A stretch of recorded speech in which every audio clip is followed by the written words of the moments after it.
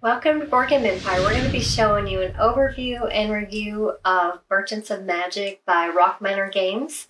So this is a game where you are basically, you roll dice, 6-sided, 8-sided, 10-sided, and 12-sided dice, and then you are deciding which two dice you want to mark on your sheet here. You've got a crafting side and a research side.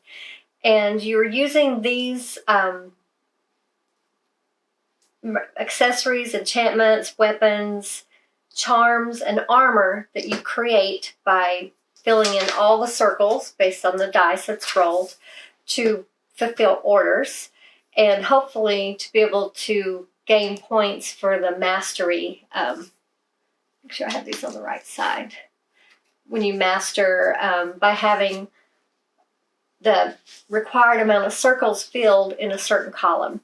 So each round starts with, in a 2-player game, each player has 4 orders on top of their sheet that they're trying to fulfill, and you will be moving the orders clockwise. So the first one will go over to Anthony's last slot. I'll move my 3 over, and the one in his first slot will come to my first order. So it makes it balanced where, unless you fulfill an order, it gives the other players the opportunity to fulfill those orders if you don't first. You also start with your sponsored adventurer.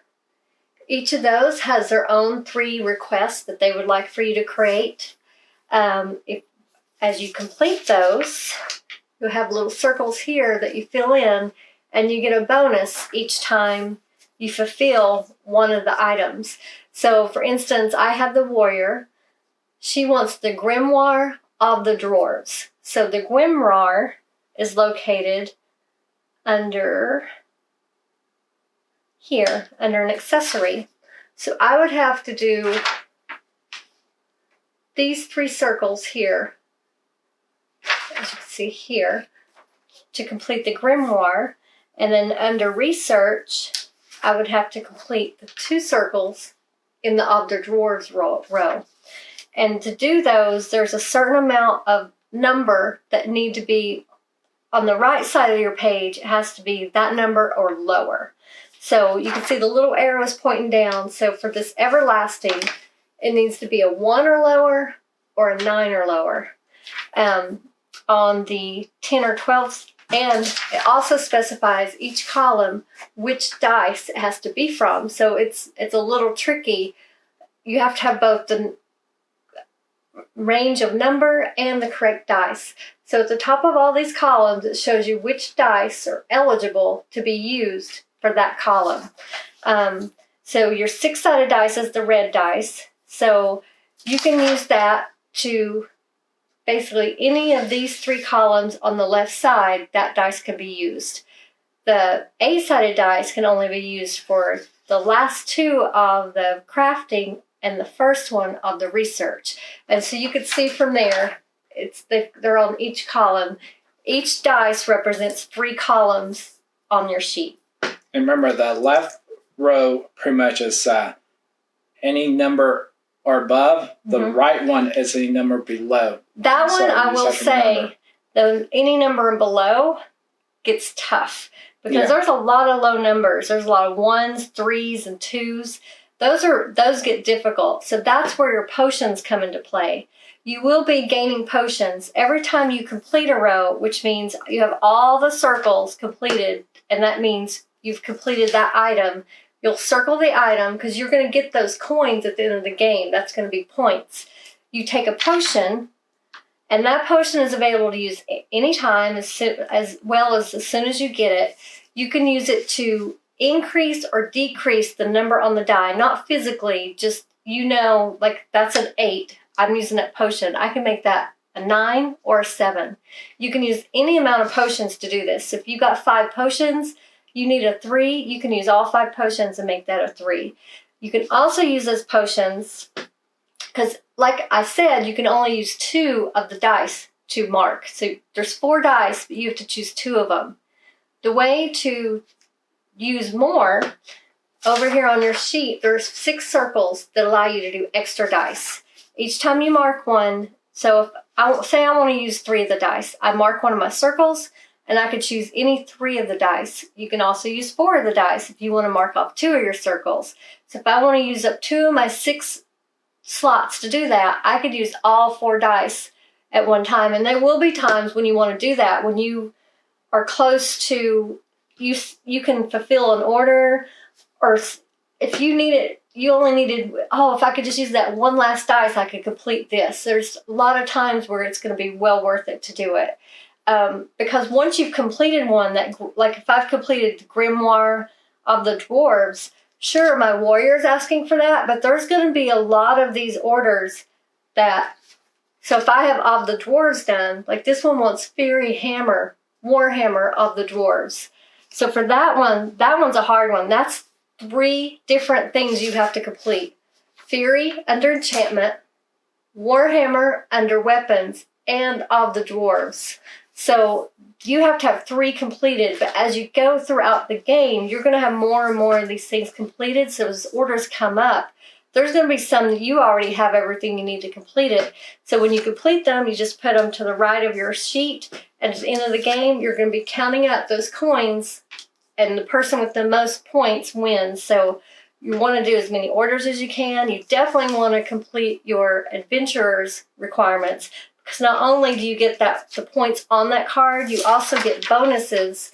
The first one, you get order completed, you gain 3 potions. Those are very valuable. The second one, you get to mark any circle. So that's very valuable. The third one, if you complete all 3, you get mark any circle and gain coins on Sponsor Adventurer. So there's 2, when you complete the last 2, in any order, it doesn't have to be 1, 2, 3, just the last 2 that you need, you get to mark any circle. So that's 2 free circles when you complete the adventure. Definitely worth it. And then near the end of the game, you want to pay attention to this though, because if you're the first one to get the mastery card, you get more points. The first person will get 8 points. The second person only gets 4. So that can make a big difference. So this one, for the leather artisan, you need to mark 6 circles in the leather material column. So right here is our leather material column.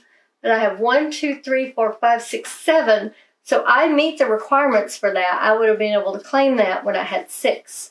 The druid, you need to mark 4 circles in the wild energy column. See, there's the wild. I have the 4. If this was the cards that came out during our game, I would have the 4 circles needed to get those 8 points. And you basically mark that. As you get points, you're going to be marking them down here. So the material mastery, see there's energy and material. So the energy mastery is right here. If I'd got those points, I would write 8 there. If I got the material mastery, I would put 8 there. So some things you can log as you do it. Your sponsored adventure, as soon as you complete that, you're going to put your points right there. And at the end of the game, you're going to tally up all the points. Or some of them you have to wait till the end of the game, like the crafting, or the spell research. You have to wait till the end of the game. Yeah, the charms, most of them are end game. Right. In completed orders, there's a circle for that. You'll do that end game. Charms bonus. The charms, those are really great to do, but I will tell you, you're only getting how many rounds? 10 rounds to do this.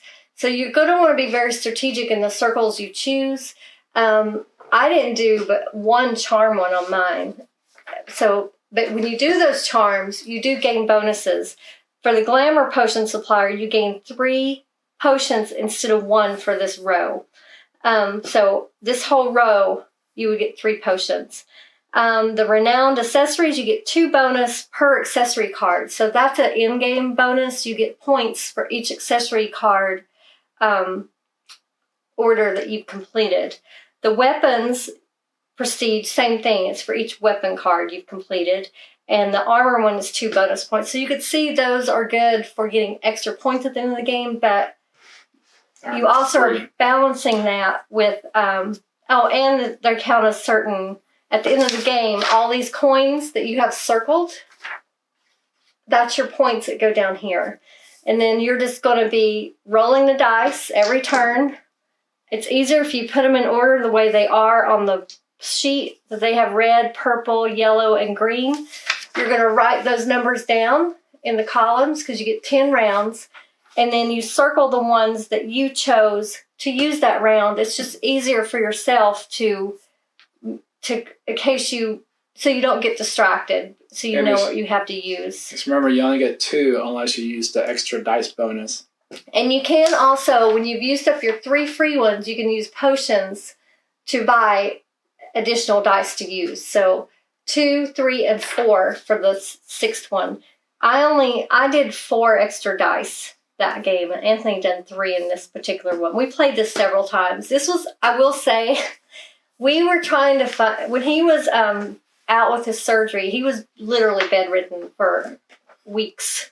So it was very boring. He got very bored. You could only watch so much TV and video games. So we tried to find games that we could play in bed. That's more difficult than it sounds because it's not like he could sit up. Like he had to lay down and play. And so it was kind of limiting. But this, I will say, fit the bill. We were able to learn this game. And we played this game at least 3 times. I think 2 or 3 times. 3 times. And we loved it. It was a fun game.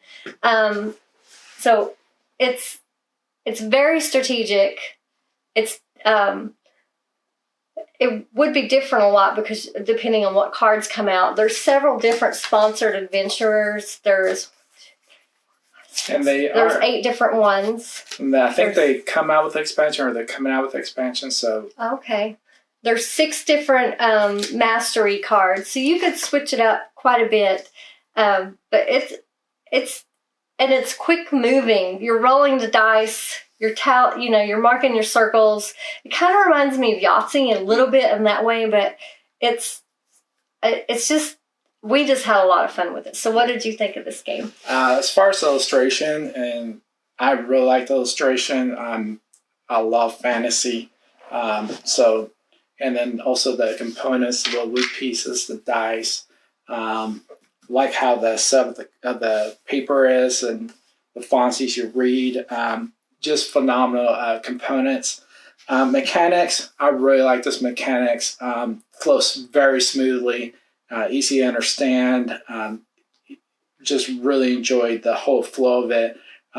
It's not that hard, but then at the same time it's very strategic because you kind of have to factor in how many times something can be rolled again, and then also what you get, and so the first 2 or 3 rolls will pretty much, if you're strategic enough, you can figure out how to determine it and utilize it the best for the rest of the game. So very strategic. Really enjoy the mechanics. Replayability, high replayability, because it's easy to set up, quick game, easy to learn, easy to reteach. Just really cool. Overall total, I'm giving this a 9.5 out of 10. I really like this game. It might go up as time goes on. I really, really, really like this game.